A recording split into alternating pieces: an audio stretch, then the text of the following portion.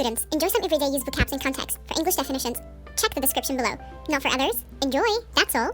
Vocabulary words, idioms, expressions are in the very essence of the process of learning a new language.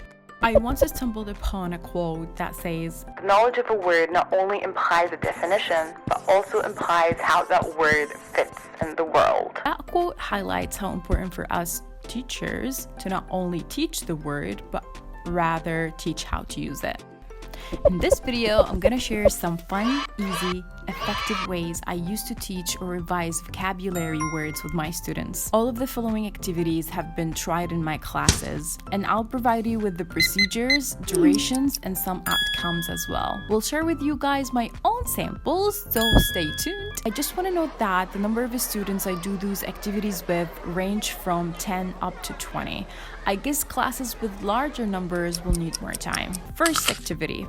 If your vocabulary lesson is about something like grocery shopping, pieces of clothes, types of plants, visual vocabulary would fit the best. Pictures are essential when it comes to engaging students. Matching words with pictures is a very common activity to do here, and I have modified it a little bit. And by modified it, I mean I made it a little bit more challenging. What to do is, instead of doing this activity after explaining the words, try doing it before. The idea is, if the students are asked to analyze and react personally to new information, it'll help them process the language more deeply. Add an extra picture or word, so students will double their attention since they have to exclude one card out. Sit the students in groups of 3 or 4 depending on the class size. Give clear instructions, give each group a set of cards, and let the game begin. When it's over, make sure to read the words out loud and let each student pick their favorite word and ask them to put it in a sentence. It usually takes from 4 to 7 minutes. Another variety is to hand each group a large photo and ask the students to match the words with the items in the photo. I like to create the cards myself, so I use Uncle Word, but sometimes I get lazy and I use Uncle Google. You know what I mean. Second activity. Context-based approach. It's an effective approach for teaching students to use context to infer word meanings, especially with expressions and idioms. Students use context clues, words, phrases, and sentences surrounding the word that can give hints or clues to its meaning to figure out the meaning of the expression. Words inferred through this activity would last in their memory way longer than if they were spoon-fed. Procedure. Put the words in sentences, funny if possible, and let the students try to guess the meaning of the underlined expression. You can provide choices if necessary. Time of this activity depends mainly on the number of expressions you intend to teach. If we're talking 10 expressions, then 5 to 8 minutes would be it. Here is my own sample of this activity. Where I teach, there's a projector in the class, so I take advantage of that and apply my lesson in advance via PowerPoint.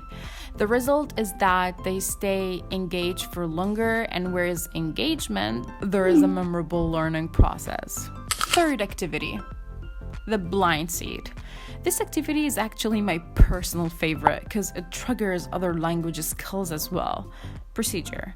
Divide the class into teams. One student sits giving his back or her back to the board. The rest of the team has to explain the meaning of the word in a 15 to 20 second time without saying the word itself. Make sure that students can't use their native language and have to convey the meaning using English only. By doing so, students will only be adding a new vocabulary words into their pockets, but also practice the skill of speaking as well as active listening.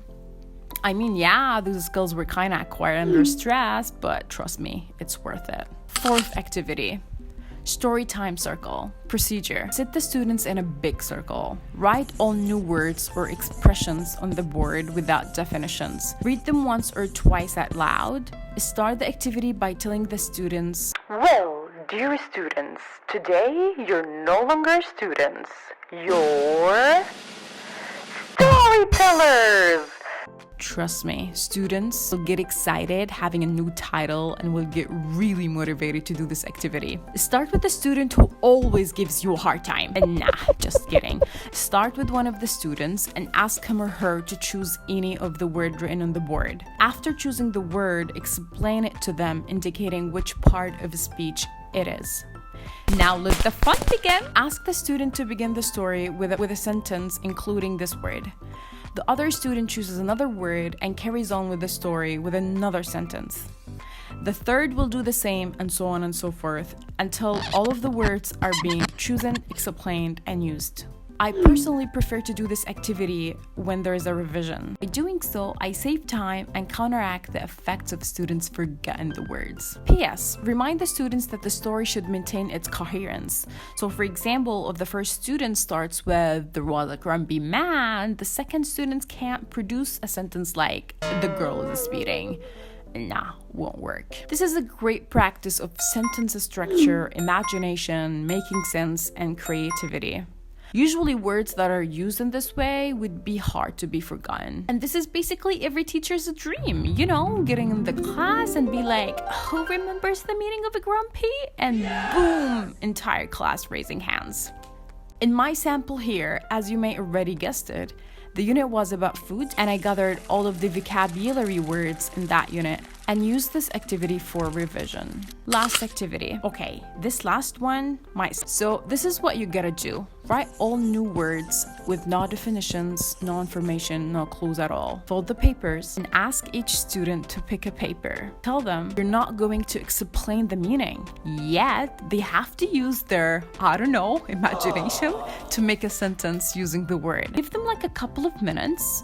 After that, give the students a paper with the list of the words and definitions and ask them to read their sentences and rewrite them, paying attention to their meanings this time. This is the funniest way to let the students learn from their mistakes. You'll have like a lot of fun. Students will laugh, and so will you. And it'll be the happy laughing lesson. I mean, you'll hear sentences like, my favorite hobby is flood. Didn't sound funny now, but it was funny when it was said in the class. Thanks for watching. I hope you fellow teachers found these activities helpful and got inspired in a way or another. And always remember, you're the boss of your class. You can adjust those activities to what suits your lessons and student needs. We're all set for now.